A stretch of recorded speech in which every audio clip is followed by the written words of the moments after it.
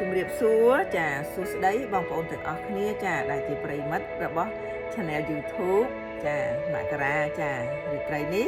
យើងនឹងមកអានសៀវភៅមុនចូលគេងចានៅក្នុងសៀវភៅមួយដែលមានចំណងជើងថាអំណានជាអំណាចចាដែលជាស្នាដៃនិពន្ធរបស់អ្នកនិពន្ធឡាំលីមចាបងប្អូនហើយរាត្រីនេះយើងនឹងដកលើកយកអត្ថបទមួយដែលមានចំណងជើងថា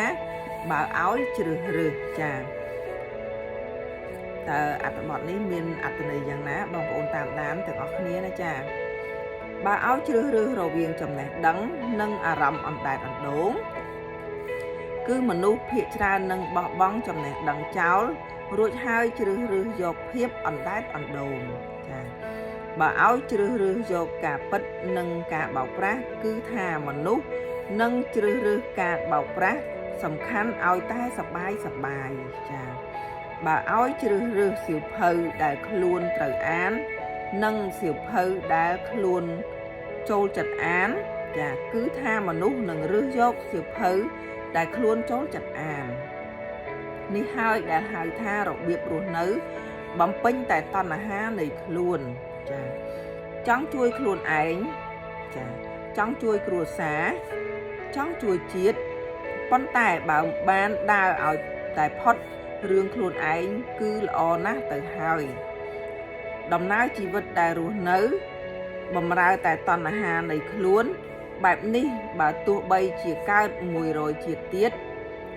ក៏ស្រាយខ្លួនពីការជាប់ជំពាក់នេះមិនបានផងបើជួបសៀវភៅដែលអានពិបាកយល់គឺត្រូវចេះតស៊ូអានឲ្យយល់គិតឲ្យដល់ពាល់ឲ្យត្រូវបើជួបរឿងលំបាកក្នុងជីវិតគឺត្រូវចេះប្រឹងប្រែងយកឈ្នះឲ្យខានតែបានឬបើយ៉ាងហោចណាស់បានប្រឹងប្រែង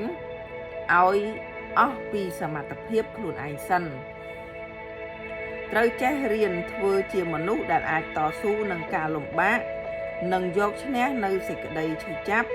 ការតស៊ូរបៀបនេះទើបអាចធ្វើឲ្យយើងរីកចម្រើនទៅមុខបានចាអត្ថបទដែលមានចំណងជើងថាបើឲ្យជ្រើសរើសចាបានបញ្ចប់នៃសេចក្តីរបស់វាទៅហើយចាបងប្អូនអត្ថបទនេះខ្លីក៏ប៉ុន្តែអត្ថន័យយ៉ាងណាសូមបងប្អូនពិចារណាដោយខ្លួនឯងចាដែលសៀវភៅនេះគឺជាស្នាដៃនិពន្ធរបស់អ្នកនិពន្ធឡាំលីមចាសៀវភៅអំណានជាអំណាចចាបងប្អូនអត្ថន័យយ៉ាងណាបងប្អូនអាចនឹងពិចារណាចាតាមការគួរចារាត្រីនេះដោយសារអានអត្ថបទមួយនេះបានបញ្ចប់ទៅហើយអញ្ចឹងនាងខ្ញុំក៏សូមខន្តីអភ័យទោសរាល់កំហុសឆ្គងនិងការរំខាននានា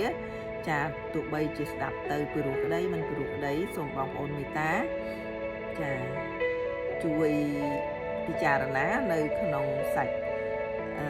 នៃអត្ថបទចាអញ្ចឹងរាត្រីនេះដែរនាងខ្ញុំក៏សូម